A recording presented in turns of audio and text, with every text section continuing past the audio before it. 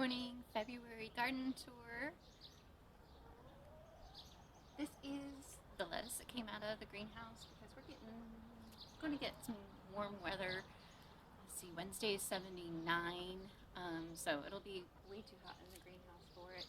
I normally wouldn't plant anything out before March in the garden, but since it's going to die anyway, took a chance. So we have the artichoke in the middle, Lindis winter lettuce, and then my shallots have gone crazy. You can see them interspersed here, broke up groups basically so that they could get a little bit bigger. And then we have Egyptian walking onions. I've planted some calendula in the back here. And then I'm going to come back and I'm going to plant probably some alyssum interspersed here. We had lots of volunteers with chamomile, which I put back into the bed after weeding it. And then we have Mizuna, Asian green, that comes up all over the garden because I let it go to seed.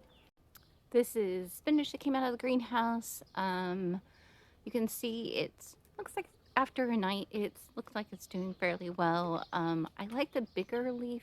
I think it's called Bloomsdale.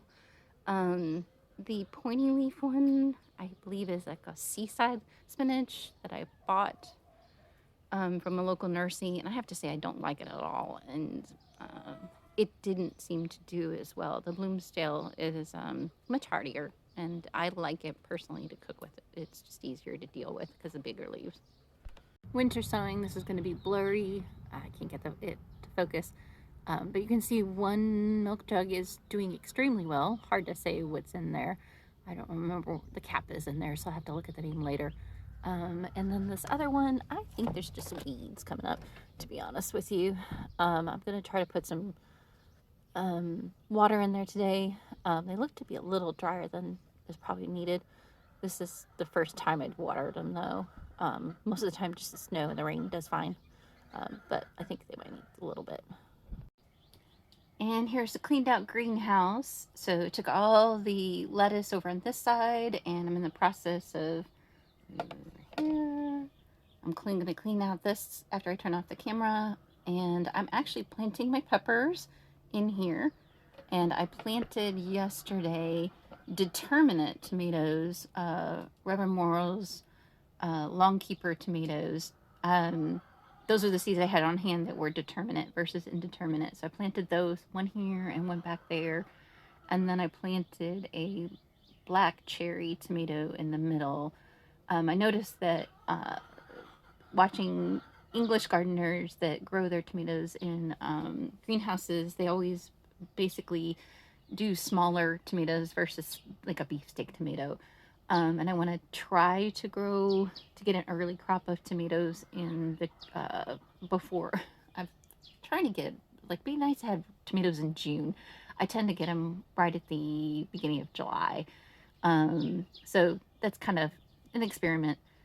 I've got peppers. I'm going to go over in here. I've got jalapenos, basically not hot jalapenos.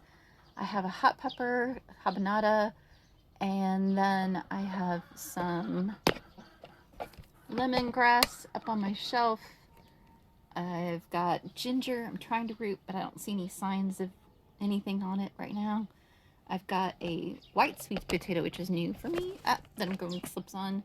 And then it's doing actually very well. And then on the top, I have a gourd, which is like a birdhouse gourd. I had doing that one. And what else do I have? Oh, eggplant.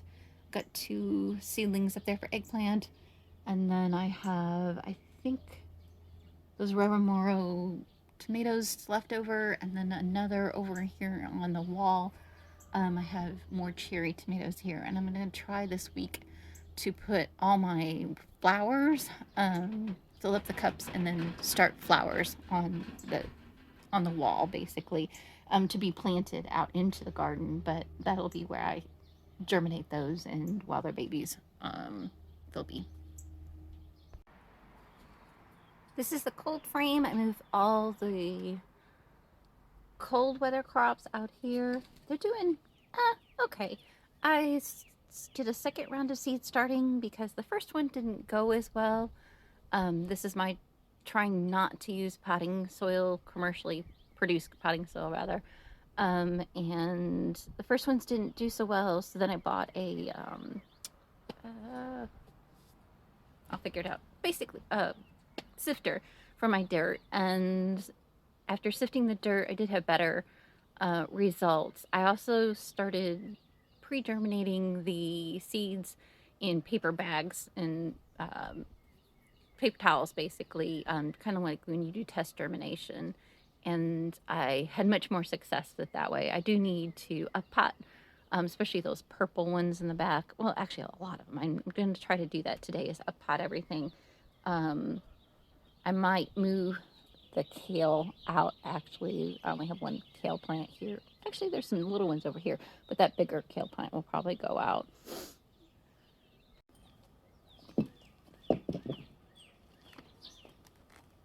This is the girls' new chicken run.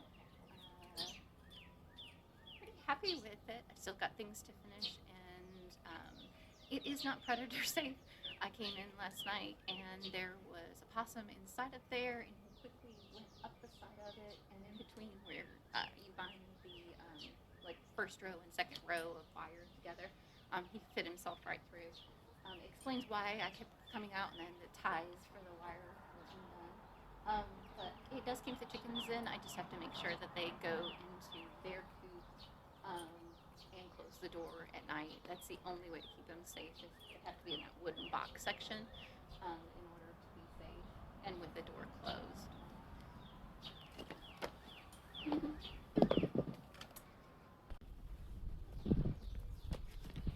We did the strawberries. These are alpine strawberries.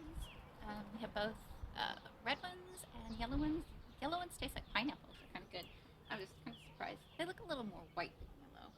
I divide them out at this time, and hopefully they make it. But sometimes I have a difficulty kind of figuring out how to plant it because you can't bury. I forgot the name of that, but you have to make sure you don't crown. You can't bury the crown, and sometimes it's kind of hard to get them planted. More Mizuna in the back. Landis lettuce against the edge. Those are the ones I'm going to let go to seed back there because they'll be taller, and I'll collect my seed from there. And then we have daffodils coming up a couple of places here. And oh, I forget what this. I've got an herb. This is a cucumber. I will look it up.